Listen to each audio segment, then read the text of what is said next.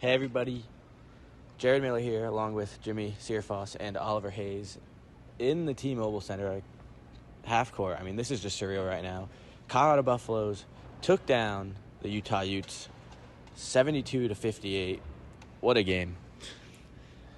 Just right off the bat, what are your guys' thoughts about tonight's game? Well, they definitely showed toughness in that game. It's clear that this team is not the most healthy team in the world. In the press conference, we saw KJ Simpson. He had ice on him. We saw Hadley injure himself at some point in that game. He had some kind of injury to his hand, which is a little bit concerning because that's where he had his injury that set him out for the entire year. But they pushed through, and they kind of relied on what Tad Boyle teams are good at, and that is rebounding and defense.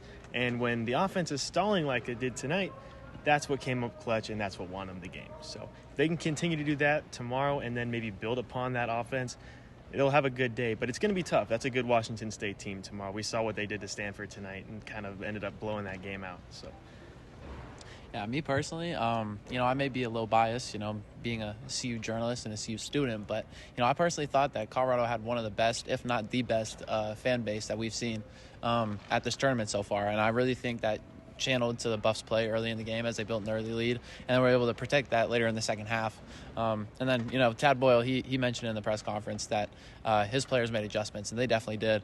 Utah was able to get hot from the three-point line in the first half. I think they shot 6 of 14 from deep, and then the second half they only made 2 threes, I think going 2 of 16. So it was really just, great defensive adjustments, and the offense was pretty fluid throughout. There was a little bit of it got stagnant a little bit in the first half, which was a little worrying. But, overall, the Buffs showed great fight, great energy, and, as Jimmie said, a lot of toughness, a lot of physicality. So, great win for the Buffs, and I think it puts them, obviously puts them on the right foot, getting a win heading into the semifinals, but also doing it in a fairly dominant fashion, and we're also going through some adversity as well.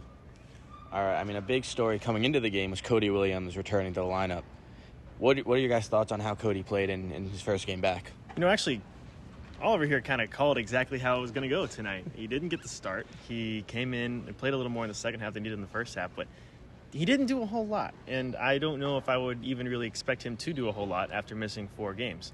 So you probably want to ease him back into the role, get him into the rotation slowly so he can get the feel for it again, so the team can get the feel for it again too. So I would expect him to play a little bit bigger of a role tomorrow, especially when they need that offense. He came in. The first thing he did was get a bucket when he stepped onto the court. So I would expect them to get him in a little more tomorrow. He could be a bigger weapon for the Buffs against Washington State.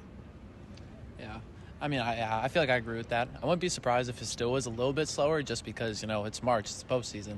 There's no room to mess around. If this was the regular season, I wouldn't be surprised if he was starting and getting a few more plays ran for him and getting a few more shots up to really shake off that rust. Because, there were a few times where he made some good moves, got up in the paint, and just didn't finish. And you could see him after the plays, mimicking the form, just being like, oh, damn, I missed short. I did this, I did that. And so you could see that there was a little bit of that rust that he was still, working to shake off. There were a few times where he had some matchups that I thought he could have attacked. Or one time he did, got a basket, and then didn't go back to it for another few possessions. So, we might not see as much of a resurgence from Williams in the following games as we would like. But, I think that, getting one game under his belt is good for his confidence and his comfortability coming back from the injury. And he looked pretty good tonight. Wasn't limping at all, didn't seem to be favoring any leg. And yeah, just a great addition for the Buffs. Didn't do too much offensively and really just seemed to, step up defensively, which is really what the Buffs need. So, can I add on to that a little bit? Go for it. Might as well just go for it. Well, let's think about this here. He did sit out for 4 games, and you did mention in March we need bodies. That's a fresh set of legs. He is going to be completely going into these once he gets down and getting ready down to it. That's a healthy body. Going up against guys that might be a little banged up, that's a good thing for the Buffs. All right. So great night for the Buffs, obviously, moving on to the semifinals. On the other end of things, former Buff Lawson Lovering kind of struggled tonight. What are your guys' thoughts, and could you attribute that to Eddie Lampkin just kind of stepping up in a big-time way? Eddie Lampkin has no connection to Lawson Lovering in this whole saga of things. I personally am on the belief that Lawson Lovering took a short end of the stick. He took a lot of heat. Did he play great for the Buffs? No. But did he deserve all of the heat? Probably not. And it only got worse after he left. People started really digging into him.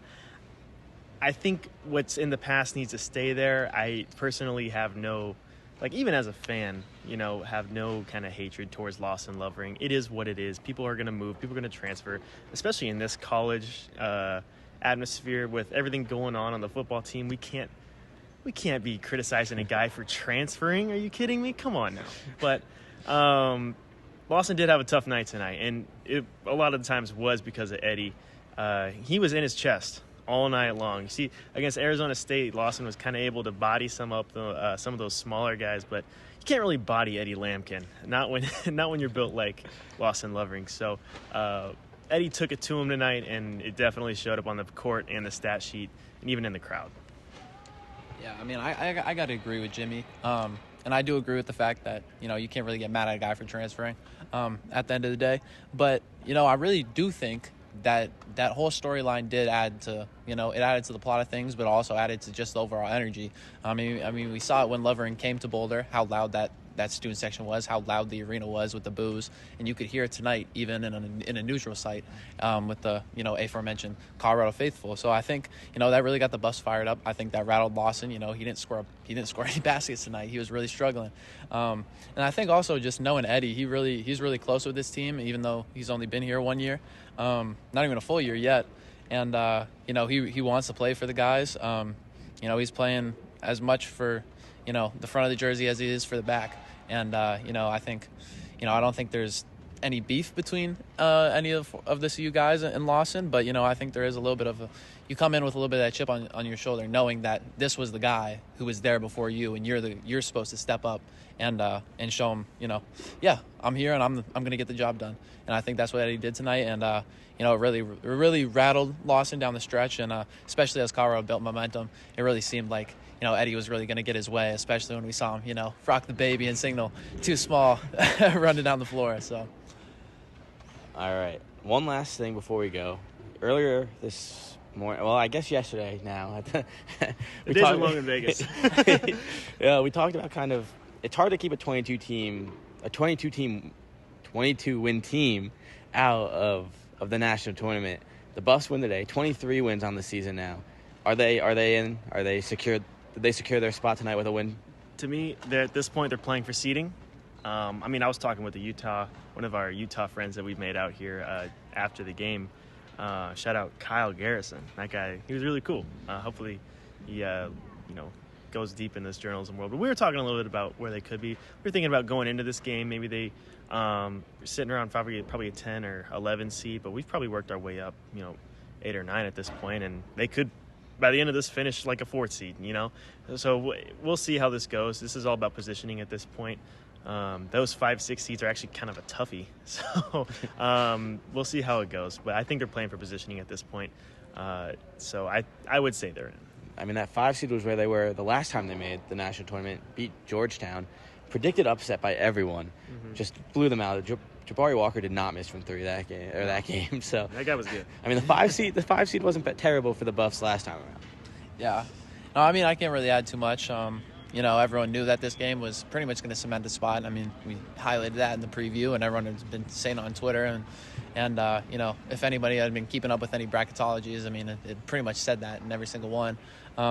So, yeah, not too much to add from me. I agree that they're just playing for seeding at this point. And, the one thing is that I hope the Buffs don't get complacent. Because you could really see, during that USC game when they really jump-started the 6-game winning streak to end the season before, coming here and getting a first win in their first game here, that, they had some urgency. They had some fight. They realized that if they lost that game to USC, that March wasn't going to be a possibility. And, I feel like with their play as a team and also, from individuals as well, they've stepped up and kind of use that as a fuel. I feel like, even though they've had that, just one game at a time mentality. So, I don't think the Buffs will let that now that they've probably made it, I don't think they'll let them, take their foot off the gas. But I do want to see that same fight that we saw with their March Madness chances on the line. All right. Tomorrow night, 7-game win streak, looking to make it 8. The Colorado Buffaloes will take on the number 2 Washington State Cougars in the semifinals here in T-Mobile Arena. For Jimmie Searfoss and Oliver Hayes, my name's Jared Miller, and you heard it here first.